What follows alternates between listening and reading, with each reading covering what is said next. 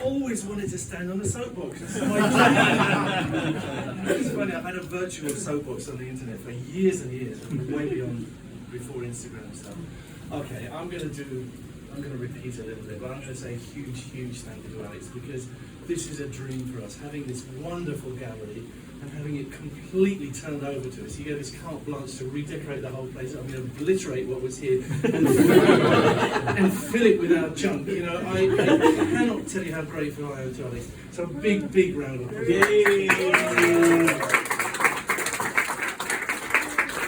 Truly the most gracious host I could imagine. And I also got to say, Javier back there, he's being insignificant at the moment. My pleasure. I have never seen a guy with so much energy and enthusiasm in one body.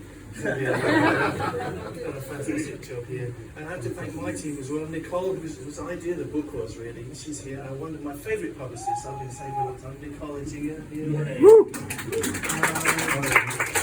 And my lovely Sarah, who is the manager of the London Stereoscopic Company. Where's Sarah Brookinson?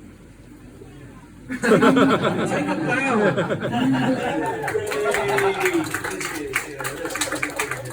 And to Pete Maldon, Pirate Pete as we call him. Also to absent friends, Denis and Rebecca.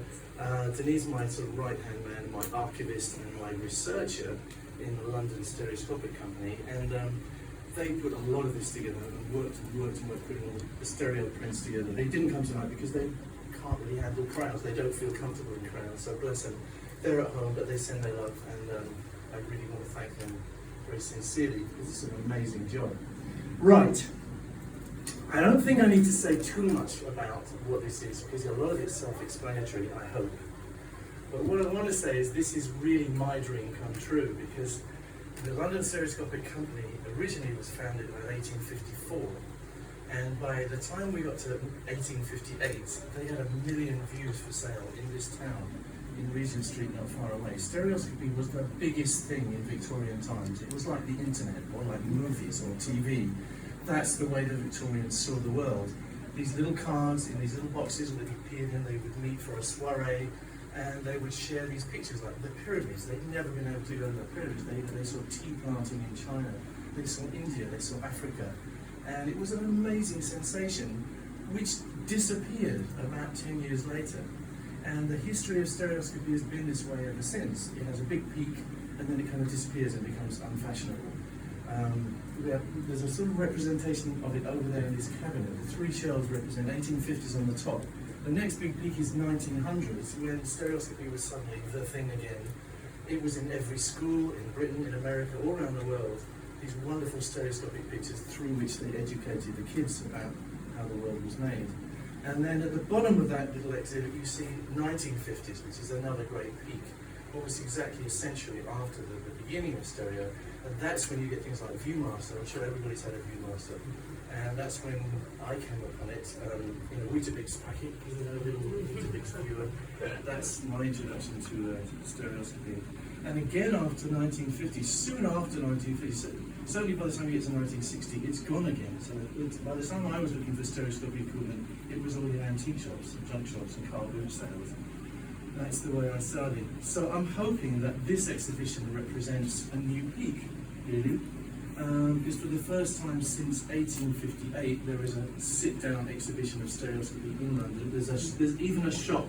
This makes me so happy. We have a stereoscopic shop in London, and I hope it's permanent. I mean, we've got 5 months here, for which I'm incredibly grateful to Alex, but I'm hoping we can find some way of making it a permanent thing, because that's kind of my dream, to bring back stereoscopy in the 21st century.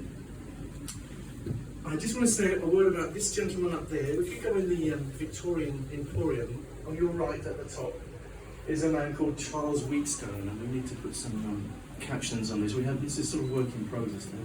We're going to be working on this throughout the next 5 months. Charles Wheatstone is the genius who single-handedly discovered the whole principle of stereopsis, as he called it. And it's always a miracle to me, a strange kind of miracle, that all through the history of the representation that we call art, it's always been on people's walls, like we have walls here. But people painted pictures of animals on their cave walls thousands of years ago. And all through the Renaissance people were discovering new things about representational art. So we get to Leonardo da Vinci, who's representing on that wall. His Last Supper has all the elements of making a three-dimensional object appear on a flat surface. He's got perspective absolutely down. He's got the lighting down, so you see modelling on the faces. It's everything that you could want in a representation, except it doesn't really have depth. It's still a flat piece of art. So what we've done for fun is do a conversion of it, and next door to it, you'll see two little stereos, which have been created by a Chinese friend of mine who does this for a living. And so we've done what Leonardo wasn't able to do, because nobody in the Renaissance took this. Nobody got it, which I find incredible. It took this one very shy university lecturer at King's College, Charles Wheatstone, to have this incredible insight. Most of you know this, so forgive me if I'm sort of preaching to the converted. But basically, we have two eyes for a reason. A single eye, I remember, and if you look at Darwin, you know, he's often misquoted as saying it gave him nightmares. What he actually said was, this is the most incredibly complex piece of equipment to arrive, but actually there's no other explanation for it apart from natural selection. But a single eye is a miracle of creation, but two eyes, why would we have two instead of one? Is it just because we need more? Is it like twice as much? No, it's because it gives us an incredible evolutionary advantage.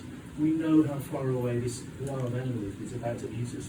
We can take evasive action. We know where the next bit of food is that's running away from us when we're a caveman. It's obviously given us a huge advantage, not just us, but all mammals, and a lot of amphibians, a lot of lizards, a lot of the animal kingdom has two eyes because of this miracle of stereopsis. So why would we ignore stereopsis and make flat pictures and not make stereoscopic pictures? Well, this is my whole kind of crusade. I've become a kind of evangelist for 3D because I want to share this miracle that happens. And the big thing about this exhibition to me is that you can choose. You've got a flat picture here. This is a half a stereo growing up, but it's beautiful. I think a lot of these things are lovely. The spider's web's great. I love this leaf picture here. But then underneath it, you have the viewer which shows you it in 3D. And everybody that I see, when they pick up the viewer, they go, "Oh, I didn't realise." You know, I get a wow, which is great for me, and it tells me that I'm on the right track. Because the difference between this and this is colossal. It's not just twice as good; it's 100 times as good. Because you're getting so much more information from your two eyes, and the miracle is happening in your head. It's all around us the whole time. Every one of you looking at me, I'm solid. Right? I'm not flat. Some of us I'm lucky enough not to have two eyes, which you have to compensate. But most of us have the two eyes, and you can see me solid. If you go like this, I'm no longer solid, I'm flat. And if you were there for a while not moving, you wouldn't actually know how far away I was. I could be very small and right next to you, or I could be very big a long way away. So we have this thing for a reason, and to me, this is a source of great joy. Okay. I'm going to say one more thing, and that's about the artists. Tomorrow I've got 100 or more artists coming. They're all the photographers who took these pictures, so it's going to be nuts. For various reasons. It's a very competitive environment, as art often is. You know, I don't like to see art as a competition, but it can be that way. But they will all be here for the first time, and my whole kind of stereoscopic community on Instagram will be here in one room. And it's the stereoscopic community on Instagram which has created this whole central exhibit here. We asked them to send in their impressions in stereo of lockdown, what it was like to be in lockdown, where they were, what they felt, something that represented what they were dealing with. So all of this stuff came to us, and I didn't expect it. I thought we'd get a few nice pictures. We got an avalanche of wonderful pictures that it was really hard to choose, very hard to know what to leave out. But we had a kind of guiding light in that we wanted most people to be represented if we could.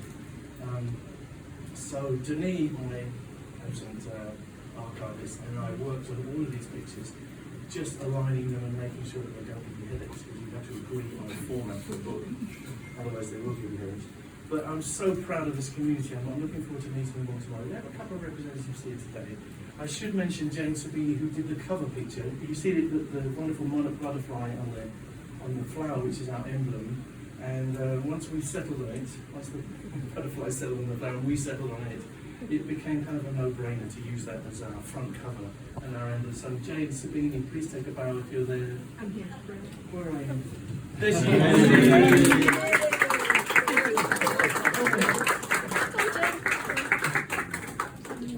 is. She's towering Congratulations, it's great. You gave us the thing around which we built this whole. And can I just say that this man has changed my life. I would never in a million years have thought that I would end up on the cover of a book. And I never thought it would be merchandise involved, and it would be everywhere on the It really is the most spectacular thing that's ever happened.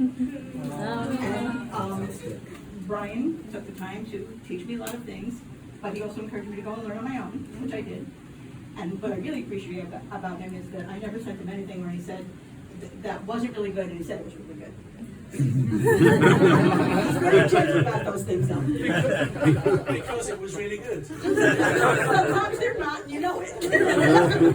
Thank you so much.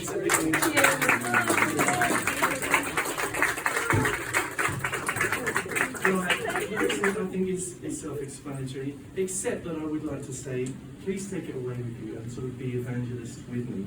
It's so easy to take stereoscopic pictures. You don't need any of these stereoscopic cameras. All you need is a smartphone or your iPhone. You go click, click, and you get a little app called i3D Steroid, and it's done. It'll do it for you, and the result will be there in front of you, the two pictures side by side. You turn it sideways, put it in one of my owls, one of these things, and you have an instant portrait or an instant landscape or whatever in 3D, and it's addictive. So the next book we make, I want contributions from all of you, okay? So thank you for being here, thank you so much for supporting, and I hope you enjoy the exhibition. You bring people back, I'm hoping this is a living thing during the next 5 months. Thank you so much.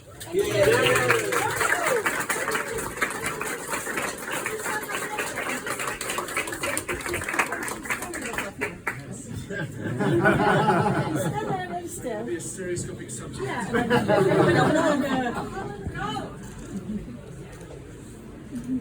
Great.